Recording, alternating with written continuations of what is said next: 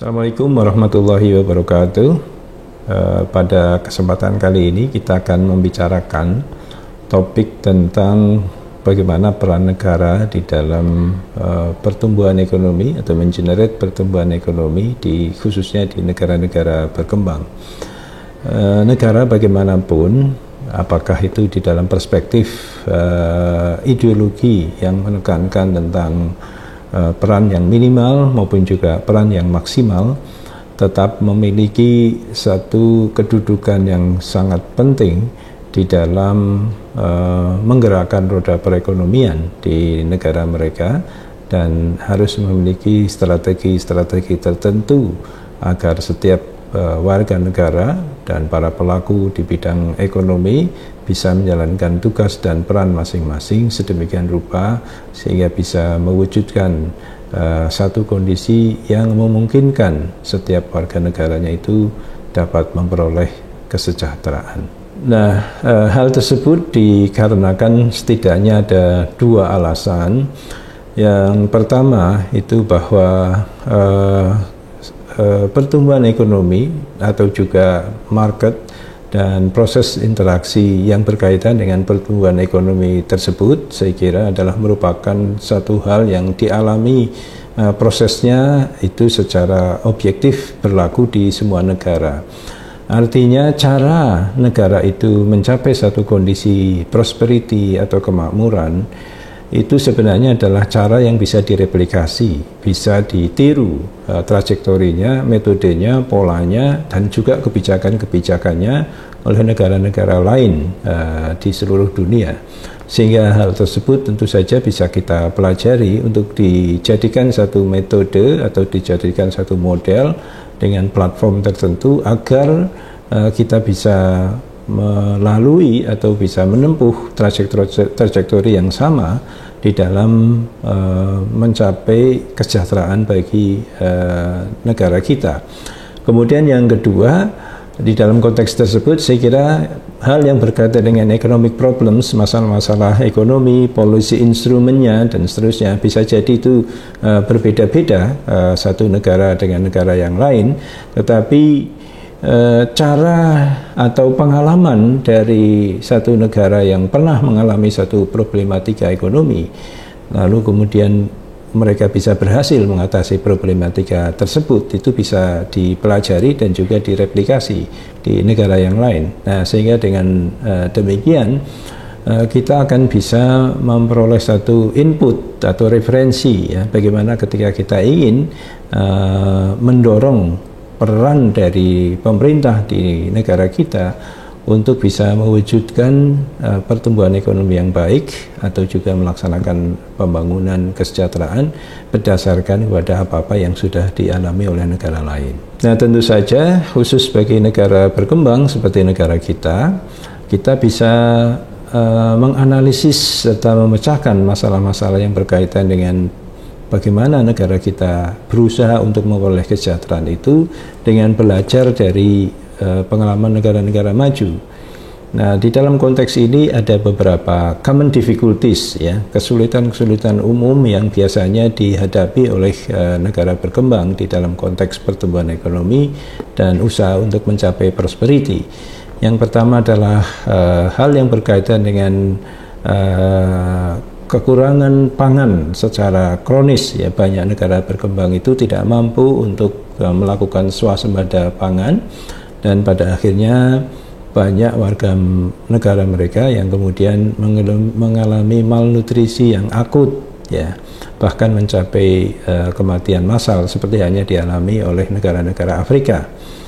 Kemudian masalah yang kedua adalah berkaitan dengan explosive population growth atau pertumbuhan ekonomi yang pertumbuhan penduduk yang terlalu cepat, ya, terlalu tinggi, sehingga kemampuan daya dukung di dalam konteks sumber daya alam, mungkin landscape, penyediaan kebutuhan hidup dan seterusnya di negara tersebut tidak mampu untuk mengimbangi pertumbuhan penduduk yang sangat cepat itu, ya, sehingga mereka misalnya kekurangan fasilitas kesehatan, fasilitas pendidikan, perumahan, atau juga seperti tadi kekurangan pangan. Lalu kemudian juga terjadi hyperinflation ya di negara-negara berkembang, itu harga-harga cepat melambung tinggi ya, sedemikian rupa sehingga kemudian kadang-kadang rakyat atau juga pemerintah di negara tersebut tidak mampu atau tidak memiliki affordability untuk membeli ya kebutuhan-kebutuhan apapun yang berkaitan dengan hajat hidup mereka ya. Inflasi yang terlalu cepat tentu saja disebabkan karena demand yang sangat tinggi terhadap satu resources. Demand yang tinggi itu disebabkan karena overpopulation tadi ya, populasi yang tidak terkendali, overpopulation growth yang tidak terkendali. Akibatnya semua orang tentu saja menjadi butuh makanan, butuh pakaian, butuh tanah untuk bertempat tinggal, butuh tempat usaha. Dan kalau demand dari pertumbuhan penduduk yang tinggi itu mengakibatkan persaingan di antara mereka untuk mendapatkan resources menjadi lebih tajam, lebih kompetitif, dan itu yang menyebabkan inflasi menjadi cepat terjadi. Dan akibatnya tentu saja penduduk menjadi tidak mampu mengakses ya, berbagai macam kebutuhan mereka itu. Kemudian persoalan berikutnya adalah berkaitan dengan low productivity dan low GDP per kapita, karena mereka penduduk di negara berkembang pada umumnya tidak mampu mengakses resources yang mencukupi untuk mereka berusaha secara leluasa. Akibat tadi ya, tanah yang tersedia itu cepat sekali naik harganya, dikuasai oleh misalnya diperebutkan oleh banyak orang dan seterusnya. Akibatnya tentu produktivitas menjadi rendah. Belum lagi kalau kita bicara tentang kemampuan SDM-nya dari sisi pendidikan, dari sisi kesehatan yang barangkali juga banyak yang bermasalah, dan akibatnya kemudian mereka tidak mampu untuk melakukan produktivitas seefisien atau seoptimal dengan penduduk di negara-negara maju. Dan tentu saja ini mengakibatkan rendahnya di GDP per kapita pada akhirnya. Lalu juga berkaitan dengan hal tersebut, negara berkembang juga memiliki masalah berkaitan dengan penyediaan shelter atau tempat tinggal. Ya, primitive shelter itu masih banyak orang bertempat tinggal dengan kondisi seadanya di negara-negara berkembang itu, tanpa ada satu kajian keselamatan, kenyamanan, ketersediaan yang rasional terhadap fasilitas air bersih, terhadap sanitasi, dan juga kebutuhan supply atau power electricity dan seterusnya, yang tentu saja menyebabkan penurunan kualitas hidup dari masyarakat atau penduduk di negara berkembang itu. Lalu juga problematika yang ada berkaitan juga dengan illiterasi atau melek huruf ya, banyak di antara penduduk negara berkembang itu yang tidak mengenyam pendidikan yang mencukupi dalam lama pendidikan yang secara umum itu harusnya menurut SDGs itu minimal 12 tahun, dan juga apalagi pendidikan tinggi ya, termasuk juga di dalam hal ini adalah illiterasi di dalam pendidikan vokasi atau kejuruan. Dan kemudian masalah yang lain adalah berkaitan dengan infant mortality yang tinggi atau kematian bayi ibu melahirkan ya, di negara berkembang ini juga masih menjadi masalah ya. Artinya ada satu struktur kondisi kesehatan dan kondisi-kondisi yang lainnya yang tentu harus diperbaiki sedemikian rupa sehingga masalah kematian bayi itu kan sebenarnya adalah merupakan puncak gunung es yang disebabkan oleh berbagai macam faktor atau variabel yang lain. Apakah ketersediaan dari fasilitas kesehatan yang tidak memadai atau tenaga kesehatannya yang tidak ada, fasilitas penyediaan obat-obatan dan seterusnya, gizi, ketercukupan gizi dan seterusnya yang menyebabkan tingginya angka kematian bayi itu. Nah, sehingga ini adalah merupakan kompleksitas yang menjadi PR bagi negara berkembang pada umumnya untuk bisa diatasi ketika mereka ingin melakukan pembangunan ekonomi. Nah, di dalam konteks pembangunan ekonomi itu sendiri ada beberapa variabel atau influential factors yang mempengaruhi pengendalian, pengelolaan, trajektori atau juga forecast dari pembangunan ekonomi tersebut, ya, yang secara signifikan tentu saja kalau di masing-masing faktor ini ada hal-hal yang bersifat menghambat, ya, preventing berjalannya efektivitas pemerintah di dalam mengencourage pertumbuhan ekonomi, menyebabkan negara tersebut mengalami pelambatan-pelambatan.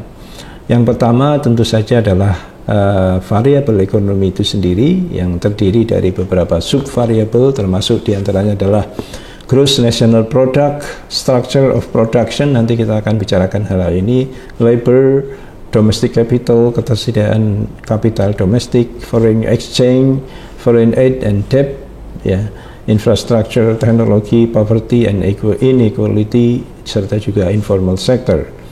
Lalu kemudian variabel atau faktor yang kedua juga berkaitan dengan demografi, ya, tadi seperti sudah sedikit kita singgung tentang population growth, structure of age, urbanization and migration, health atau keadaan kesehatan dari penduduk, ya, seperti tadi sudah juga sedikit kita diskusikan.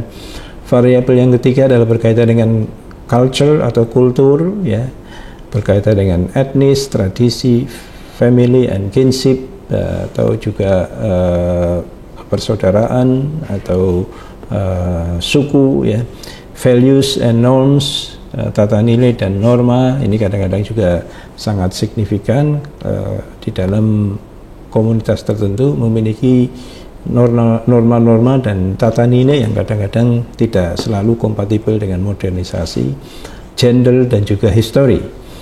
Kemudian juga berpengaruh dalam konteks ini adalah political system atau political landscape, termasuk diantaranya adalah state society relations, hubungan antara negara dengan masyarakat seperti apa, apakah otoriter atau demokratis atau partisipatif, legitimasi, regime type, tipe regime, ideologi, elite and classes, bagaimana pengelompokan masyarakat di dalam kategori elit dan masyarakat umum, international links dan juga institutions atau kelembagaan. Itu adalah beberapa variabel yang secara umum mendeterminasi bagaimana pemerintah di suatu negara bisa atau tidak, atau efektif atau tidak di dalam mengenerate, mengelola, mengendorse pertumbuhan ekonomi. Nah, secara umum juga kita bisa merekognisi beberapa variabel yang secara direct, yaitu mempengaruhi economic development di satu negara, ya. Tentu saja misalnya yang pertama adalah negara ketika mereka membangun dan mengenerate pertumbuhan ekonomi yang baik diperlukan atau memerlukan political stability, ya, stabilitas politik.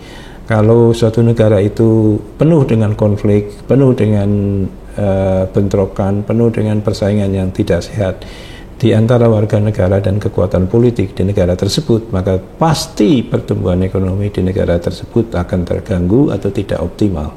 Oleh karena itu, di dalam konteks ini kita juga perlu mengingatkan kepada semua pihak di negara kita agar betul-betul bisa menjaga stabilitas politik dalam persaingan-persaingan yang terjadi. Jangan sampai persaingan menyebabkan instability, dan instability itu akan memprevent efektivitas pertumbuhan ekonomi, dan tentu saja itu akan menyebabkan kegagalan di dalam kita merealisasikan kesejahteraan bagi masyarakat.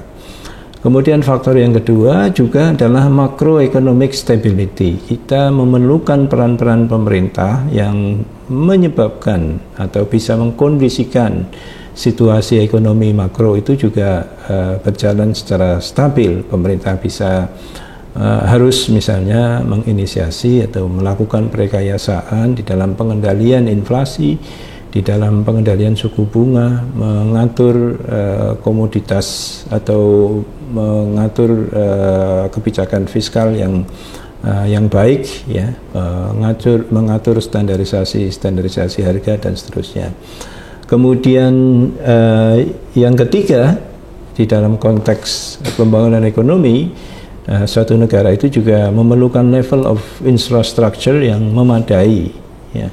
Jadi tidak mungkin kita bisa mengharapkan satu proses produksi perdagangan dan seterusnya, atau juga berjalannya roda perekonomian, apabila infrastruktur di negara kita, di satu negara itu tidak tersedia dengan baik, ya. Infrastruktur yang tidak baik akan menyebabkan delay dan inefisiensi proses-proses kegiatan ekonomi.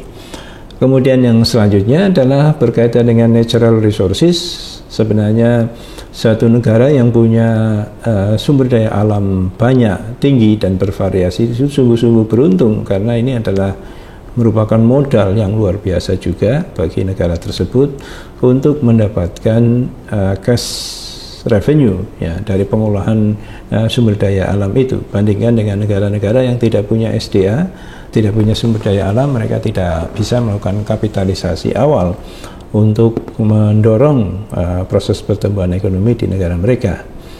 Kemudian faktor selanjutnya adalah educational standards atau standar-standar pendidikan, ya. Di dalam konteks ini maka harus dipastikan pemerintah di negara tersebut mendidik warga negara dalam satu konstruksi pendidikan yang memungkinkan setiap warga negara itu memiliki satu standar skill, kompetensi yang memadai untuk bekerja pada sektor market atau sektor industri sedemikian rupa sehingga kemudian mereka bisa menjadi tenaga kerja yang produktif, yang profesional, dan menghasilkan output dan outcomes yang excellent, ya, di dalam proses-proses kegiatan ekonomi tersebut.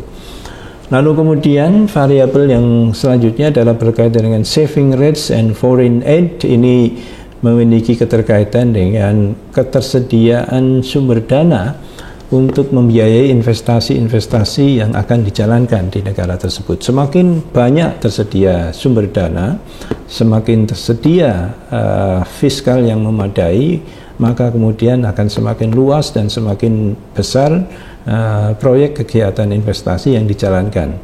Proyek kegiatan investasi yang besar itu tentu saja akan lebih memudahkan terjadinya akumulasi pajak dan saving yang bisa untuk menggerakkan investasi berikutnya, termasuk juga memungkinkan semakin banyak orang yang mendapatkan pekerjaan dan memperoleh revenue dari pekerjaan tersebut, serta kemudian juga mereka bisa mendapatkan derajat kesejahteraan yang lebih baik.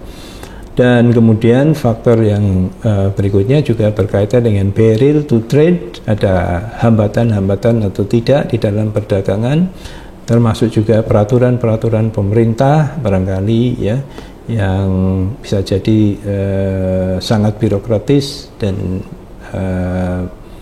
red tape atau bersifat bulat begitu, tidak bersifat linear, tapi menyebabkan para pelaku usaha itu mengalami kesulitan untuk mendapatkan perizinan, untuk mendapatkan lisensi, atau juga untuk melakukan aktivitas kegiatan perekonomian mereka dalam konteks yang lain. Nah, sehingga pemerintah perlu untuk mengidentifikasi secara langsung kepada para pelaku ekonomi dalam konteks ini untuk mengetahui apa yang menjadi barrier atau hambatan bagi mereka ketika mereka melaksanakan kegiatan ekonomi tersebut. Nah, sebagaimana tadi sudah kita utarakan bahwa variabel yang kedua berkaitan dengan bagaimana pemerintah di negara berkembang itu mengenerate pertumbuhan ekonomi adalah dipengaruhi oleh population, ya, oleh jumlah penduduk. Dan yang menjadi masalah di negara berkembang adalah pada satu sisi jumlah penduduk sangat banyak, dan pada sisi yang lain mereka ini kebanyakan adalah penduduk miskin, ya. Di dunia sekarang ini pada tahun 2020 jumlah penduduk itu mencapai lebih dari 7 miliar 800 juta orang, dan kebanyakan di antara mereka itu adalah tinggal di negara-negara berkembang, ya. Sangat banyak persentase yang tinggal di negara berkembang. Dan ironisnya adalah pada satu sisi jumlah penduduk di negara berkembang itu sangat banyak, ya, tetapi mereka hanya mengkonsumsi sepertiga saja atau sepertiga dari output dunia, ya. Artinya sisanya itu justru dikuasai oleh penduduk yang sedikit di negara-negara maju. Ya, sehingga ini tentu saja merupakan satu ketimpangan yang luar biasa. While the developed nation account for only about 1/4 of the world's population, sementara di negara maju mereka itu penduduknya hanya 1/4 dari jumlah populasi dunia. They consume about 3/4 of the world's output. Mereka mengkonsumsi 3/4, ya, 3/4 dari hasil produk dunia. Ya. Nah, tentu saja ini menjadi sangat ironis, ya, jumlah penduduk yang sedikit bisa mengkonsumsi sampai 3/4 output dunia, sementara sisanya itu menjadi rebutan negara-negara berkembang yang penduduknya sangat banyak itu. Developing countries have 3/4 of the world population. Negara-negara berkembang itu memiliki penduduk 3/4 populasi dunia, but only 1/4 of the world's income. Mereka hanya mengkonsumsi 1/4 dari outcome dunia. Nah, ini adalah merupakan persoalan yang tentu saja harus bisa dipecahkan oleh pemerintah di negara berkembang. Dan berkaitan dengan populasi tersebut tentu saja mengakibatkan persoalan berikutnya, yaitu terlalu banyaknya ketersediaan angkatan kerja di negara-negara berkembang itu. Jadi ada oversupply dari labor force di negara berkembang yang tentu saja ini menyebabkan upah bagi mereka menjadi sangat rendah. Nah, upah yang rendah itu menyebabkan timbulnya kemiskinan karena mereka tidak mampu untuk membiayai kebutuhan-kebutuhan hidup dirinya maupun keluarganya, dan tentu saja generasi berikutnya menjadi lebih miskin dari generasi sebelumnya. Dan ini menjadi vicious circle atau lingkaran setan, poverty hypothesis yang terjadi di negara berkembang. Mengapa pembangunan sudah banyak dilakukan di negara berkembang, tapi toh kemiskinan itu tidak bisa juga segera terentaskan? Nah, di antaranya hipotesisnya adalah karena masalah oversupply dari labor force ini yang mengakibatkan mereka upahnya menjadi rendah. Upah yang rendah menyebabkan mereka tidak mampu untuk membiayai hidup dirinya dan keluarganya, dan akibatnya generasi yang berikutnya justru lebih miskin dari generasi sebelumnya, dan terus begitu terjadi sedemikian rupa sehingga sangat sulit negara berkembang itu memutus rantai kemiskinan. Pada sisi yang lain, negara berkembang itu juga memiliki problematika berkaitan dengan adanya fenomena capital flight, yaitu the tendency for both human capital and financial capital to leave developing countries in search of higher rates of return elsewhere. Capital flight itu adalah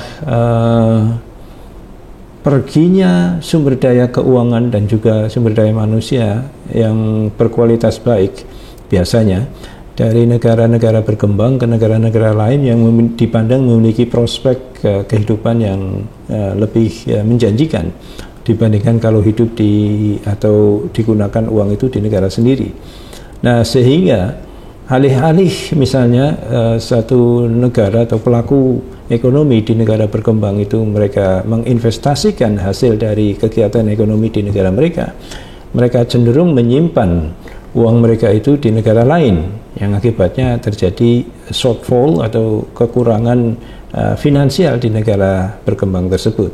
Ya, proses-proses produksi, hasil-hasil dari proses produksi tersebut kemudian dilarikan ke luar negeri, sehingga misalnya keuangan dalam negeri itu justru tidak tersedia untuk melakukan pembangunan maupun investasi ekonomi berikutnya. Ini banyak terjadi di negara-negara, misalnya negara Afrika dan juga Asia, di mana para pengusaha pejabat di negara-negara tersebut biasanya tidak menyimpan uang di dalam negerinya sendiri, tapi justru menyimpan uang di negara maju, yang akibatnya uang terkumpul di negara maju untuk direalokasikan dalam proyek-proyek yang berkaitan dengan kepentingan negara maju. Sementara di negaranya sendiri, bank-bank tidak tersedia cukup tabungan, dan tentu saja ketika ada kebutuhan investasi di negara itu, kebutuhan finansial yang ada tidak mencukupi. Nah, ini adalah menyebabkan produktivitas dan juga size of economic development menjadi tidak optimal di negara-negara berkembang. Terkait dengan hal tersebut juga ada fenomena yang bernama brain drain, yaitu just as financial capital seeks the highest return, so does human capital. Orang-orang di negara berkembang, terutama yang sudah memperoleh pendidikan tinggi, karena kesulitan-kesulitan untuk mengembangkan ekspresi kemampuan kapasitas mereka di dalam negeri, mereka cenderung untuk mencari pekerjaan di luar negeri, dan akibatnya yang tersisa di negara-negara berkembang itu adalah orang-orang yang mungkin kapasitasnya tidak bagus, ya. Mereka yang pandai justru bekerja di negara-negara asing karena memandang bahwa prospek pekerjaan di negara sendiri tidak baik. Nah, sehingga ini menyebabkan adanya fenomena brain drain, mengalirnya orang-orang pintar ke luar negeri, sementara di negaranya sendiri kekurangan sumber daya yang memadai, sumber daya manusia yang memadai. Problematika selanjutnya adalah berkaitan dengan social overhead capital, ketidakmampuan pemerintah negara-negara berkembang untuk mengelola, melakukan perekayasaan di dalam penyediaan public goods, ya, sehingga menyebabkan inefisiensi, ya, atau deficient di dalam rakyat mencapai atau mendapatkan akses di dalam konteks public goods tersebut. Ya, ini dilihat misalnya bisa kita lihat di Indonesia. Hampir kebanyakan rumah tangga di Indonesia itu harus memiliki alat transportasi, apakah itu mobil atau kendaraan roda 2. Mengapa hal ini terjadi?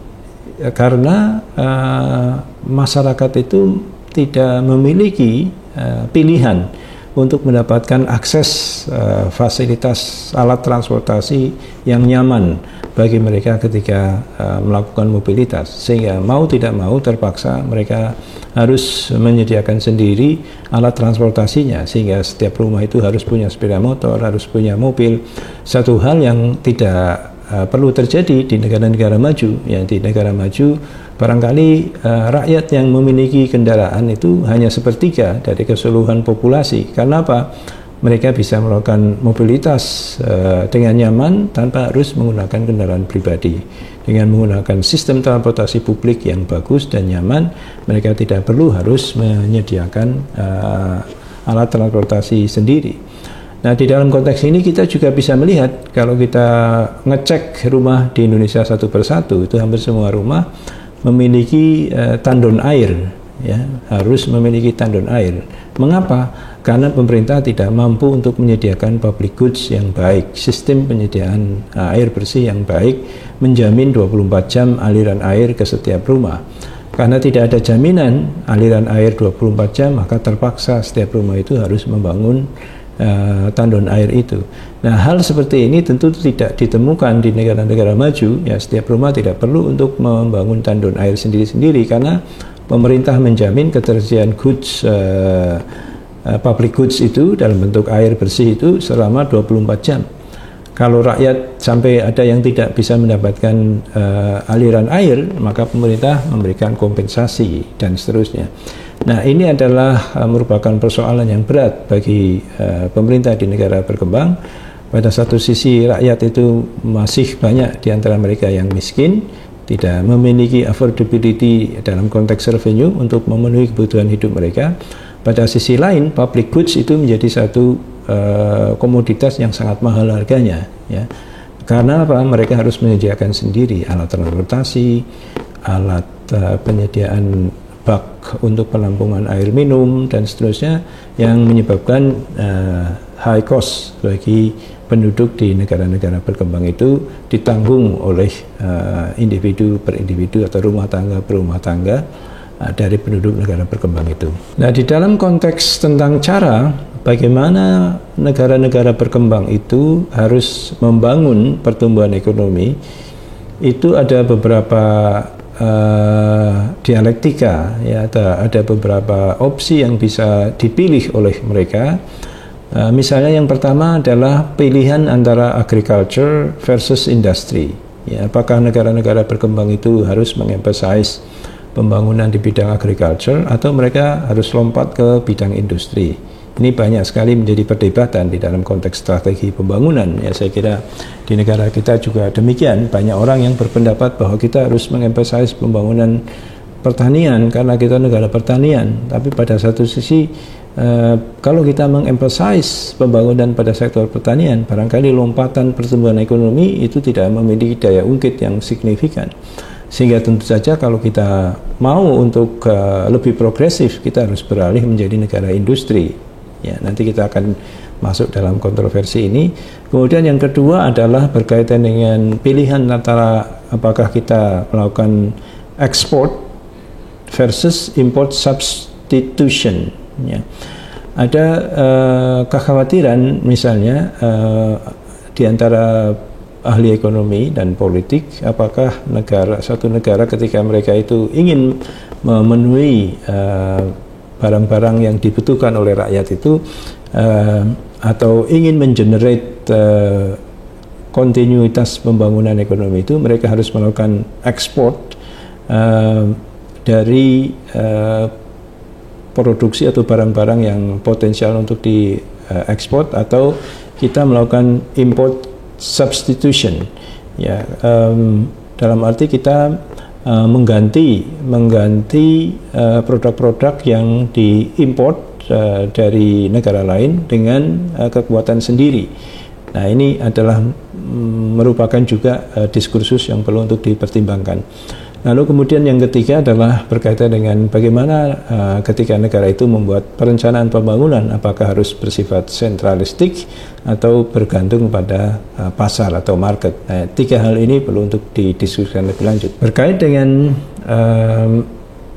kontroversi atau dialektika yang pertama, apakah kita memilih strategi untuk mengemphasize agriculture atau industri, itu ada beberapa hal yang mungkin perlu untuk harus kita ketahui, ya, bahwa industry has some apparent attractions over agriculture. Bahwa pada prinsipnya industri itu tentu saja memiliki banyak variabel yang memungkinkan terjadinya akselerasi lebih kuat, ya, dibandingkan dengan sektor pertanian di dalam konteks pertumbuhan ekonomi. Ya.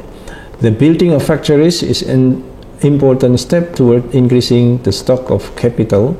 Adanya pabrik dan seterusnya tentu saja itu bisa mengenerate proses produksi lebih cepat dibandingkan dengan sektor agriculture yang menunggu rentang waktu dalam jangka waktu yang lama untuk bisa panen, ya. Tetapi kalau pabrik itu bisa dalam hitungan hari, hitungan minggu berproduksi dan menghasilkan lebih banyak keuntungan, dan tentu saja keuntungan yang dihasilkan dari proses industri tersebut akan memperbesar stok capital, ya. Dan besarnya stok capital yang cepat terakumulasi ini akan bisa direinvestasikan untuk kegiatan industri berikutnya.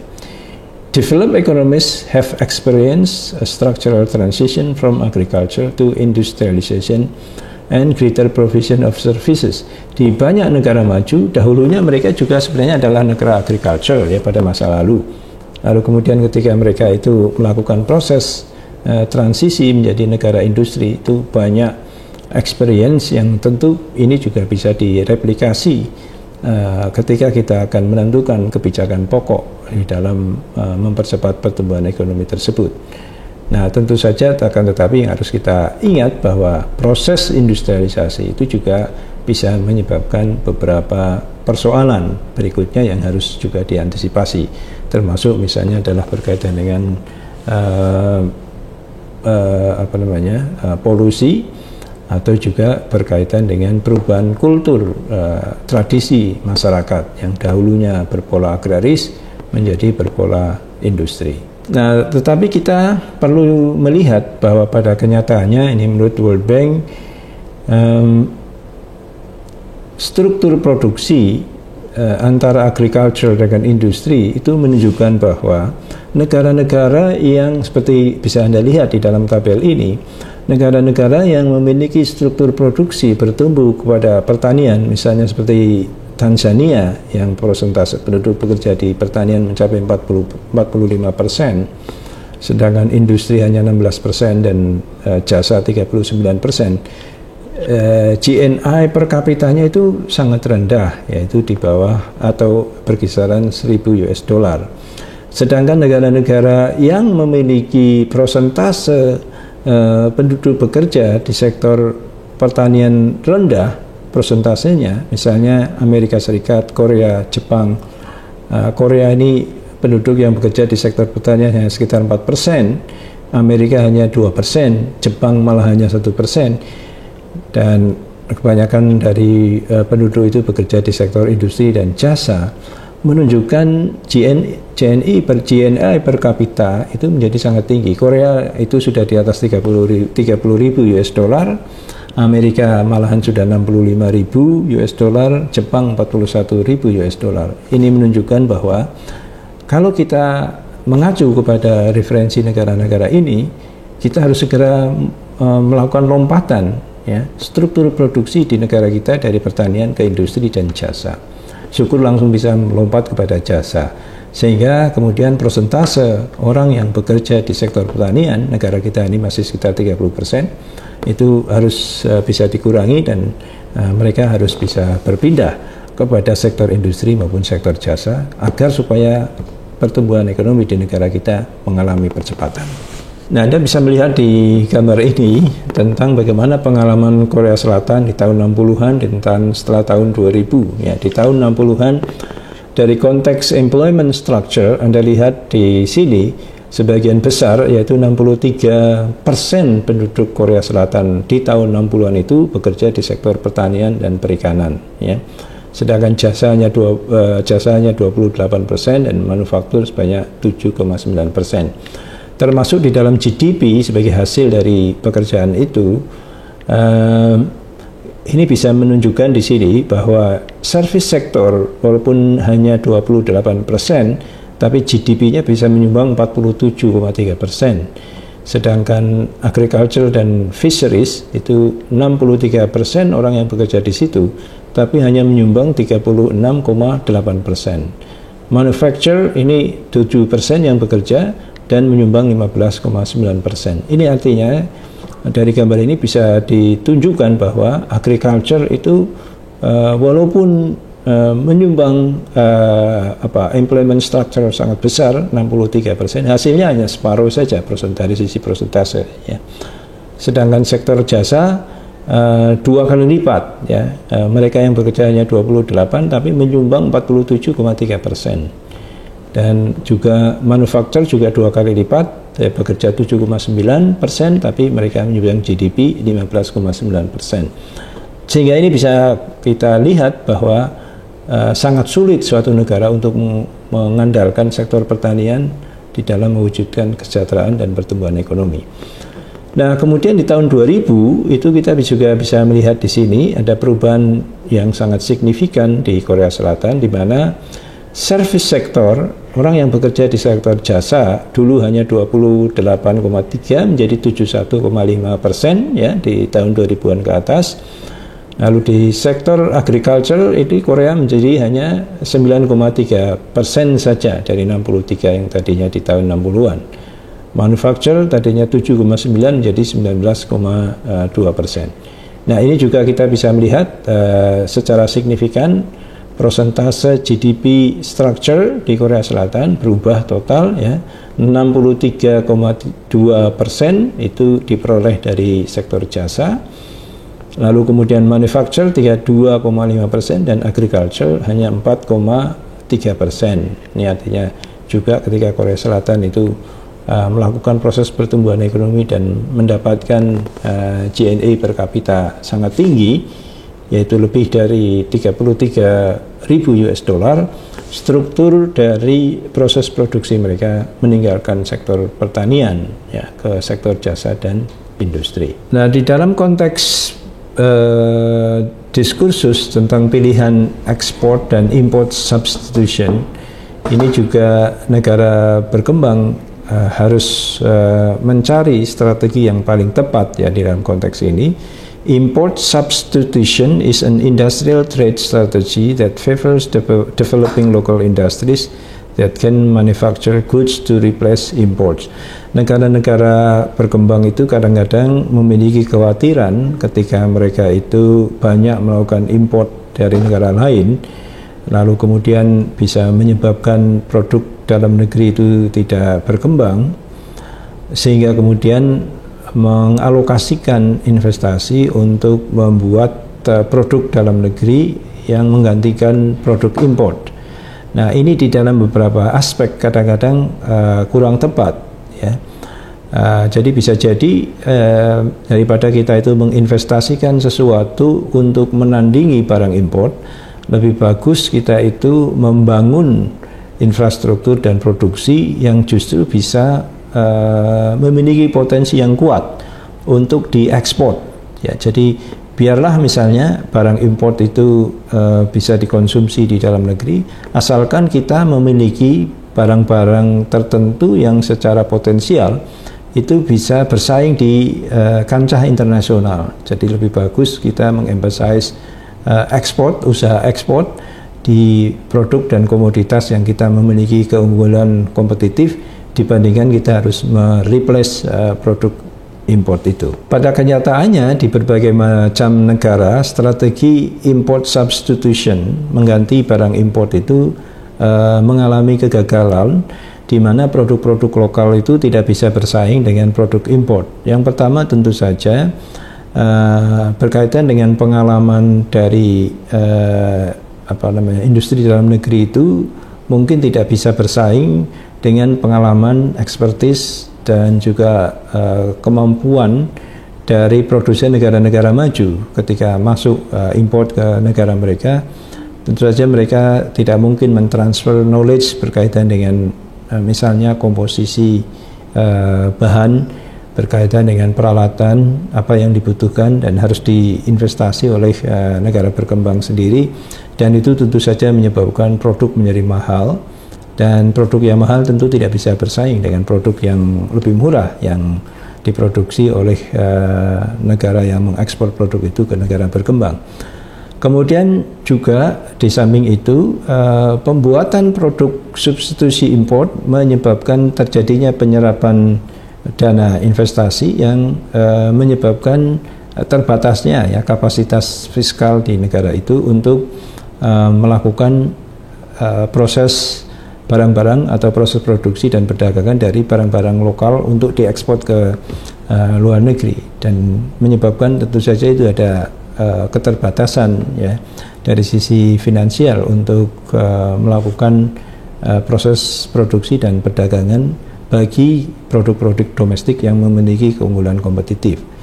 Dan juga the cost of resulting output was far greater than the price of that output in world markets, dan pada akhirnya kesemua hal itu menyebabkan barang gagal di kedua belah dimensi, gagal melakukan ekspor, akibatnya juga devisa menjadi kurang, dan gagal untuk melakukan persaingan dengan barang-barang import itu. Nah, sehingga kemudian justru terjadi stagnasi dan mentok ya, proses pembangunan ekonomi di negara berkembang itu menjadi berjalan secara lambat. Nah, kebalikan dengan import substitution yang dialami oleh beberapa negara dengan hasil kegagalan, negara-negara seperti Jepang, lalu kemudian Brasil, Kolombia, Turki, dan juga Taiwan itu menunjukkan bahwa strategi export promotion itu justru lebih berhasil dibandingkan dengan strategi untuk mengganti barang import. Jadi import tetap dilakukan sepanjang itu diatur dalam satu barrier yang wajar ya, artinya produk-produk itu juga produk impor itu juga harus berkontribusi dalam pemungutan pajak, terutama pajak pertambahan nilai misalnya. Lalu pada sisi yang lain negara tersebut mengemphasize ya produk-produk unggulan lokal domestik yang bisa diekspor ke negara lain.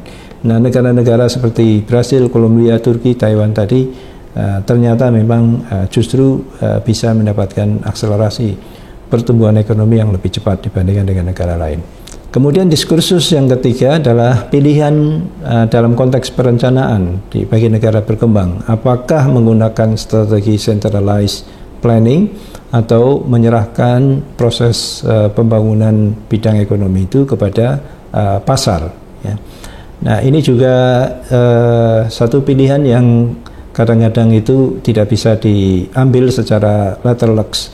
Ada kontekstualitas tertentu di suatu negara, ya. Pengalaman kita misalnya di zaman Orde Baru, kita menggunakan pola yang tersentralisir dengan adanya repelita, pelita dan seterusnya, di mana perencanaan pembangunan dideterminasi oleh satu buku GBHN pemerintah, lalu semua sektor mengikuti. Akan tetapi ada efek di mana misalnya pre-design dari pemerintah itu hanya menguntungkan segelintir orang yang dulu diharapkan memberikan trickle down, memberikan efek untuk menurunkan kemakmuran kepada rakyat di bawahnya. Pada kenyataannya tidak terjadi seperti itu. Para konglomerat yang dibesarkan oleh Orde Baru itu justru menguasai hulu sampai hilir, ya. Mereka harusnya bekerja sama dengan universitas, malah membuat universitas sendiri. Harusnya mereka bekerja sama dengan petani, malah mereka sendiri membuka lahan pertanian dan peternakan untuk dinikmati oleh kelompoknya, oleh perusahaannya, dan seterusnya. Nah, sehingga di dalam konteks ini strategi central market banyak ditinggalkan oleh negara-negara berkembang, kecuali mereka yang masih mempertahankan sistem otoritarian, yang dimana negara itu dikelola untuk kepentingan-kepentingan sekelompok orang saja. Nah, banyak negara yang lain menggunakan strategi market, yaitu menyerahkan alokasi resources dan proses produksi itu didasarkan kepada pertimbangan-pertimbangan pasar. Nah, di dalam konteks pilihan terhadap perencanaan pembangunan berbasis kepada market, itu banyak direkomendasikan oleh berbagai macam lembaga di dunia di dalam konteks pelaksanaan strategi tersebut. Misalnya bagaimana agar pemerintah itu ada elimination of price controls, ya, pengurangan peran terhadap kontrol harga, lalu privatization of state-run enterprises, privatisasi terhadap BUMN, ya, agar supaya sektor yang dikuasai oleh BUMN itu bisa bergerak secara lebih lincah dan leluasa. Kemudian reductions in import restraints, pengurangan restriksi barang import, termasuk di dalamnya adalah pengaturan dalam standarisasi dan seterusnya. Akan tetapi tentu saja itu tidak harus menjadi pilihan yang determinatif. Ya, bisa jadi suatu negara seperti di negara kita melakukan penyesuaian-penyesuaian terhadap apa yang direkomendasi oleh lembaga-lembaga internasional tersebut. Nah, saya kira itu kuliah kita pada kesempatan kali ini. Mudah-mudahan bisa memberikan insight yang baru bagi kalian untuk menjadi pertimbangan, referensi, dan diskusi di dalam bagaimana kita mengatur strategi pembangunan di negara kita. Terima kasih dan sampai bertemu kembali.